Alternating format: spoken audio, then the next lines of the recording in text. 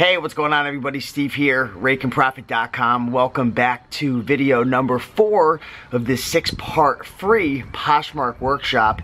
And I want to ask you guys a question. Have you ever struggled to either find your inventory or to be able to organize your inventory or have at least a work environment that makes you feel good? Maybe things are crazy, unorganized, you got death piles all over, it's just hectic.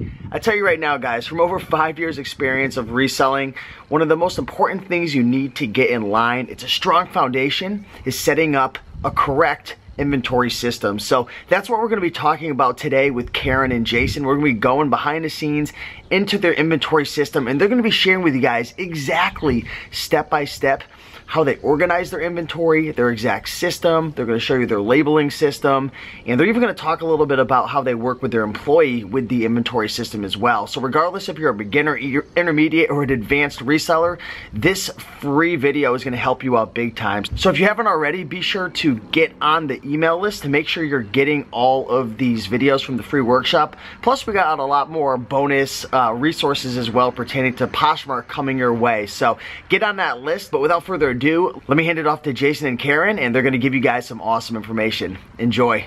What's up? This is video number 4 on our free Poshmark workshop. We're going to be talking about our inventory systems and how that works and why you should have a great inventory system to keep track of all of your product.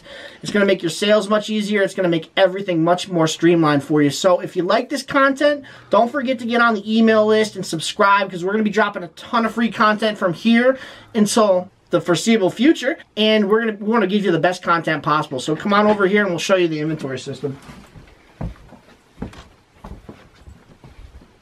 So these are all of our bins.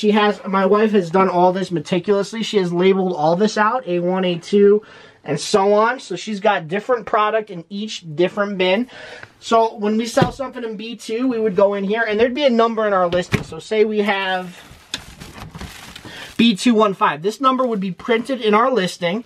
So when it sells, we just look at that number, we go into the appropriate bin and see this is B2, and then this is the 15th item that was put into that bin. So that's how that works. We pull it right out of the bin and then we bring it over to the shipping and receiving and we wrap it up. It's pretty simple. We also have hanging inventory over here. This is section A4. So this is all hanging inventory, and as you can see, the hangers are all labeled. This is A403. And there's the hanger right there, so we know where our hanging inventory is. And that's not bagged, so most of our items are bagged, but the hanging stuff doesn't get bagged till we sell the item. So that's basically how that works. All right, so if you guys follow me right now, we're going to take you over to Karen. She's going to show you how to bag and tag an item to put in the inventory. Awesome. So bagging and tagging, my employee does do this. We pre-bag everything, so all we have to do is pull it out and ship it. I have 2 bags that we primarily use. These are smaller bags. They are bread bags. Get them at Walmart. $2.97, always rolling back the prices, for 100 of these things. They're like extra large bagel bags. They fit a majority of all my items in here. Now for larger things like very thick denim, I have bigger ones that I did order off of eBay. But they're more expensive than the $2.97. So I try to use those sparingly. So I also have a heat sealer. I used to use tape to close my bag. This saves me on tape from taping it. Yeah, always saving the tape. So, because this is never ending. So I just make sure the item is clean, since I do use the white furry rug. Sometimes it gets furry on it. This is a reseller's must-have tool. I don't care what you sell of clothing, what kind of clothing. And then I wrap it small, but I always make sure the maker's mark is visible, just so it's not just a blue heap in a bag. And I actually know what it is, and I put it in the bag. And then I press most of the air out of it. I don't like big. It also allows more room in those inventory bins if it's kind of pressed out. And then I just heat seal it. It makes a click, click, off, out. Now what my employee does when she comes and she does all this, Jay just pulled B215, so now I know B215 is available. She has our computer down here when she's doing it, so she enters it into the computer and knows what number she's left off, and then she hand writes exactly what it is. Some brief descriptors: the 7 for all mankind, blue crop trouser, the size, because sometimes we have multiples, and location number, B215. So then she just slaps it on, makes a big old pile, and then in here. This allows our bins not to get overflowing. And sometimes when one bin, because whenever we sell, yep, it's random what we sell. So sometimes one bin will just go through a high sell-through rate for no reason, just luck. We'll clear a bin out. And it's great when you clear a bin out. You can't beat that. Once you clear a bin out, you know you're doing something right. 4 things on the bottom of it, you know. If that's the case, she won't go in order of this. I'll just say, hey, work on whatever, you know, work on E4, because E4 has a bunch of room. So we have a really good system. She's an excellent employee too. She's come a long way from when she first started, and she's learning. We're going to teach her most of the business so that she can actually take over some of the photography and all that. So she's really becoming an asset to us. So she would then she would either put them in the bins and walk them over herself, or I do. She's also my friend. I've known her 15 years almost, and then we just enter it into inventory. And then we put B215. B2 is Ben. Jay explained this to you, and it goes in there. I'm not sure if Jay mentioned it, but we do use our vertical space really well instead of outward. Yeah. Anything up here is very light because, well, yeah, it's higher up. Anything down here is heavy. This is all denim.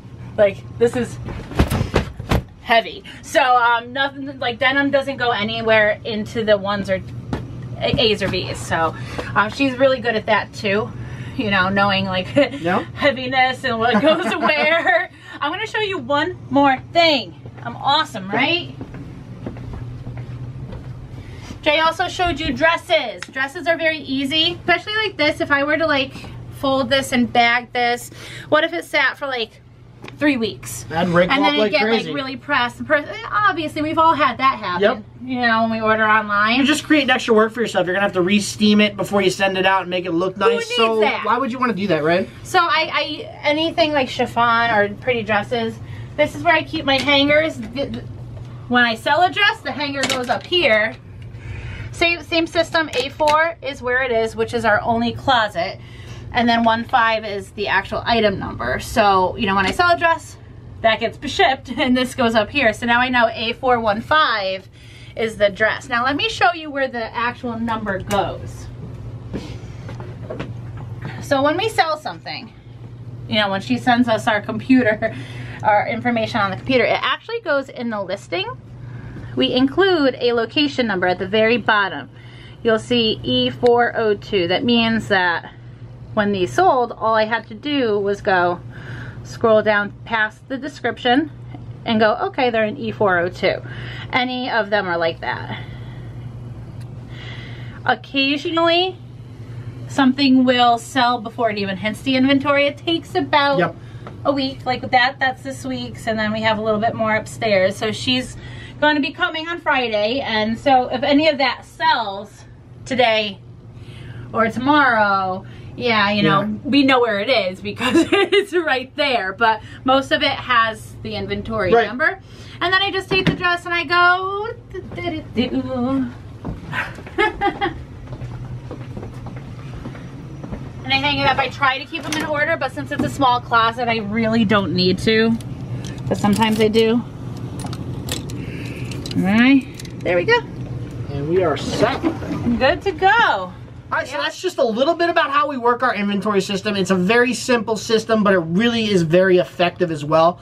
So try and implement that in your day-to-day, and you'll have a much better time at producing sales and streamlining your process. So if you like this content, don't forget to jump on that list. We're going to be dropping a ton of content from now on, and as soon as we get it out there, you'll be notified and you'll know when we go live. You'll be sure to get it. All right, we'll see you later, guys. Bye.